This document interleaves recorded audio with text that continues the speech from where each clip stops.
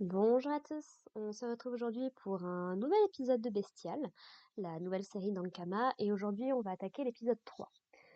Donc on retrouve Irène qui se réveille après l'attaque qu'elle a subie de la part de Karn, et elle est un petit peu désorientée. Au début elle se réveille d'un cauchemar qui représente un petit peu tout ce qui s'est passé dans l'épisode 2. Et voilà, elle a toujours très mal à la jambe, visiblement Karn lui a quand même fait un sacré dégât.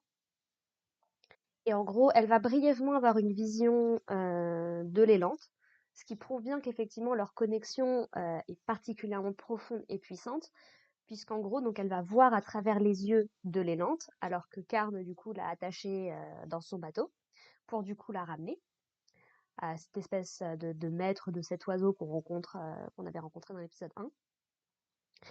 Et du coup, donc Irène est prise d'une rage terrible en fait en voyant ce qui se passe. Et elle va passer la première partie de l'épisode à se préparer pour ce nouveau périple qui l'attend, puisque donc que ce soit le sanglier qui du coup a survécu, assez surprise mais il a survécu donc tant mieux, et l'oiseau vont prendre le temps de lui expliquer que voilà, il faut pas que l'élante elle ne meure, c'est la dernière de son espèce. D'un autre côté, que du coup Karn, ce chasseur, bah les a laminés assez facilement et en même temps, il leur a expliqué où il allait, ce qu'il allait faire. Donc c'est presque comme si c'était une invitation à le suivre en fait, à le retrouver. Donc ils savent pas trop sur quel pied danser par rapport à ça. Et du coup, donc Irène, elle va prendre le temps de créer des flèches avec des pierres particulières, en prenant les plumes des oiseaux, avec des branches de bois, ce genre de choses. Elle va se crafter. Elle va se fabriquer une lance du coup, avec des symboles assez particuliers dessus. C'est difficile de savoir si c'est des symboles qui sont, encore une fois, je suis pas une joueuse de Dofus à la base. J'ai connu l'univers qu'avec Wakfu.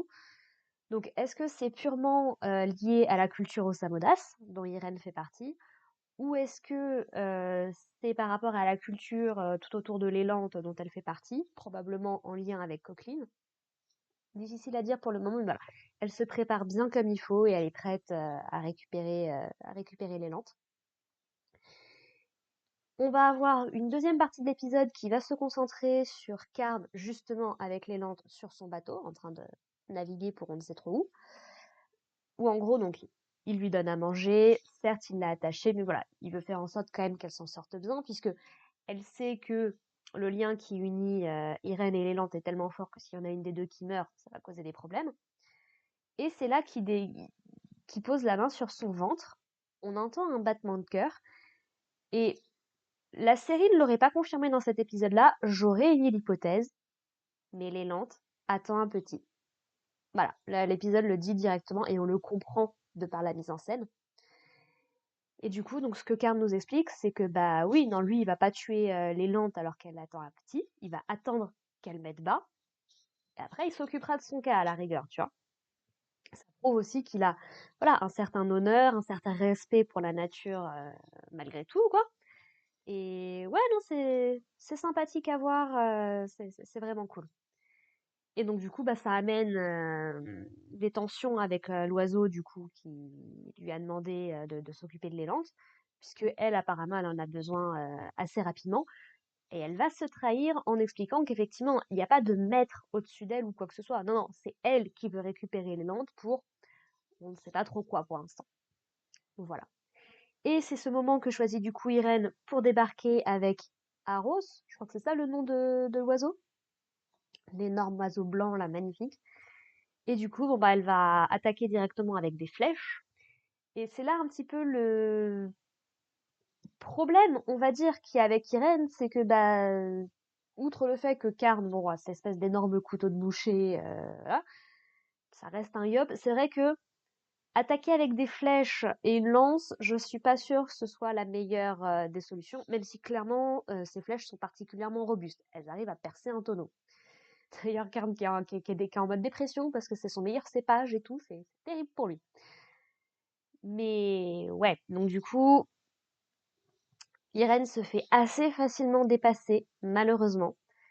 et elle va finir par tomber à l'eau. En tout cas, Karn va la pousser à l'eau et va très rapidement se rendre compte de son erreur, puisque bah, dans l'eau, comme on avait vu dans l'épisode 1, il y a une espèce de poulpe, je sais pas très bien ce que c'est comme bestiole, de kraken, le krakolodon, qui bah, du coup ne va pas perdre une seconde pour essayer de récupérer Irène, l'entraîner sous la flotte, et potentiellement la boulotter. Ce serait la, la suite logique à donner à cette capture. Heureusement, Aros arrive à la sauver, mais au prix de sa vie, puisque donc lui se fait avaler par le krakolodon, pendant que Irène est rejetée sur le bateau, et Card du coup qui se retrouve avec elle, et on suppose qu'il va pas lui faire de mal puisqu'il a besoin d'aide, il a besoin d'elle pour les lentes. Il remarque également vraiment en application le lien entre ces deux-là, puisque l'élante répond totalement à la rage d'Irène comme si c'était la sienne. Et alors que Irène est à moitié en train de se noyer sous l'eau, bah, l'élante, elle est en train de perdre conscience, ça va pas très très bien, quoi. Donc vraiment, c'est très intéressant à voir si ce sera développé en dehors de ça, parce que la série est assez courte, mais c'est sympathique à voir. Petit détail, Irène, ça fait enfin 2 épisodes puisqu'on l'a vraiment rencontrée dans l'épisode dernier, mais c'est une protagoniste complètement muette depuis le début de la série. Alors, est-ce que elle est incapable de parler ou est-ce qu'elle veut juste pas parler? Est-ce que peut-être elle connaît pas le langage de Karn ou autre? On ne sait pas. Parce pour l'instant, on sait rien sur elle, mais elle a l'air d'être, elle a ce côté un peu sauvage, concrètement. Donc, pourquoi pas? Mais ouais, franchement, c'est plutôt cool à voir, ça change. Et ça va aussi avec tout cet aspect, encore une fois, très contemplatif qu'a cette série, je trouve. Donc pourquoi pas, moi je dis oui, c'est plutôt sympathique. Voilà. C'est ça qu'il faut faire pour Link dans Zelda, si jamais vous voulez faire un film. Je me remets toujours pas que le film sera en live action. Bref. Donc ouais, non, franchement, encore une fois, un bon petit épisode. L'histoire avance assez vite. En même temps, il y a que 7 épisodes, donc on est quasiment à la moitié là maintenant. Donc ouais, ça progresse bien, les épisodes sont assez courts, donc franchement, je n'ai que du positif, à dire là-dessus.